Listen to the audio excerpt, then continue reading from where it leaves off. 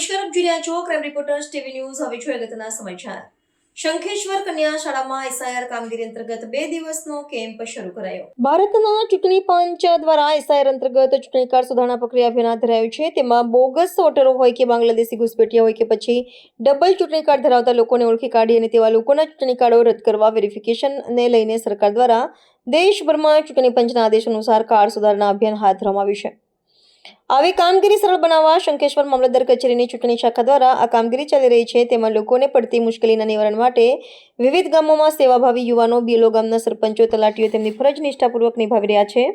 પરંતુ મતદારોના પત્ની પક્ષે 2002ની યાદીમાં ગ્રામીણ લોકોને નામ શોધવામાં થોડી મુશ્કેલી પડતી હોવાથી શંખેશ્વર તાલુકાના નવા મતદારો માટે શંખેશ્વર કન્યા શાળા ખાતે શનિવાર અને રવિવાર એમ 2 દિવસ માટે શંખેશ્વર મામલતદાર ચૂંટણી શાખા શંખેશ્વર દ્વારા કેમ્પનું આયોજન કરવામાં આવ્યું હતું, જેથી કરીને લોકોને નામો શોધવામાં પડતી મુશ્કેલીના નિવારણ માટે અને તે કામગીરી વધુ સરળ બને તેમજ બીએલઓને કામનું ભારણ ઘટે તેવા પ્રયાસો શંખેશ્વર ચૂંટણી શાખા દ્વારા કરવામાં આવી રહ્યા છે. Crime news Shankheshwar, Gugaji Thakor.